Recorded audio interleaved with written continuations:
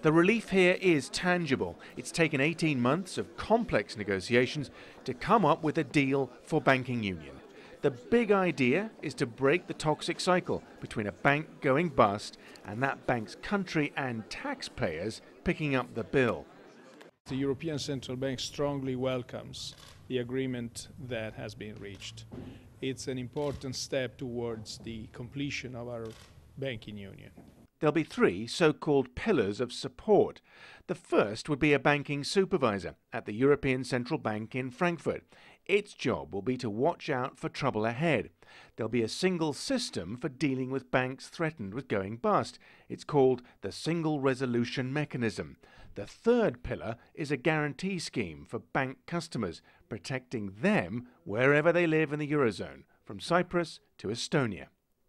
To protect national economies, the banks themselves will build up their own bailout fund of $75 billion. But it'll take 10 years, and will it be big enough?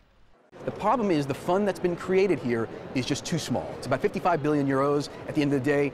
Anglo-Irish, which is the big Irish bank that blew up, itself was 30 billion. One bank, one mid-sized bank. How do you rescue countries from bigger bank failures? The Germans, under the leadership of Chancellor Merkel, fought hard and successfully against the creation of a common fund and banks having easy access to EU funds when they get into trouble. They're tired of bailing out other people's mistakes. EU leaders can afford some mutual congratulation today. They needed to get the deal in place so laws can be made early next year. EU finance ministers now have to get the deal through the European Parliament, and that won't be easy. There are two main concerns. The first is that the new bailout fund simply isn't big enough, and the second, that this new decision-making process on how to deal with failing banks is too slow and too cumbersome. As bitter experience has shown, when big banks fail, time is money.